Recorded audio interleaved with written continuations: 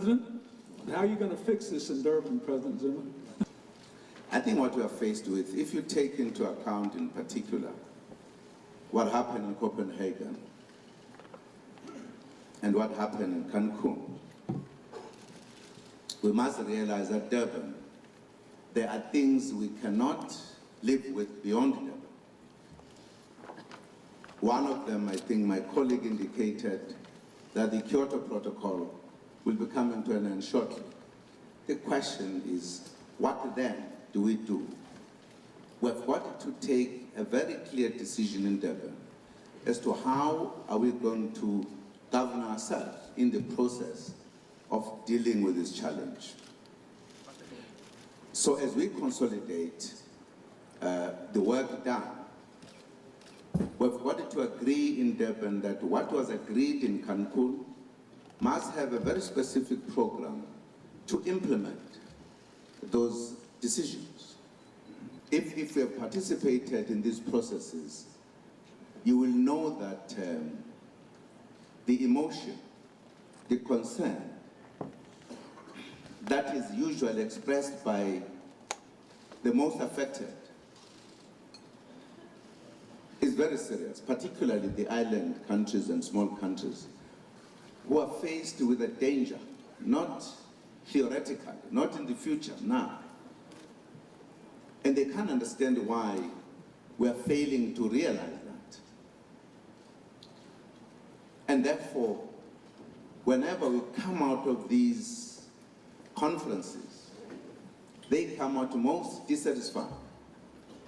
Not because they just want to be dissatisfied, because they know to them is a danger. They don't even know what will happen before the coming conference to debate the matters. So they tend to think we are more theoretical about this issue, which to them is a question of life and death. But I think be more sympathetic to those who see their lives in danger tomorrow, not some years to come. I would therefore think that the leaders of the world must take that into account. And perhaps it is important also for the civil society to put more effort into what we do, because at times we could have specific interests as individual countries. But I think the civil society moved from somewhat a different kind of premise. And perhaps they may also have to play a critical role. I think the challenge that we are faced with is what happens after Durban.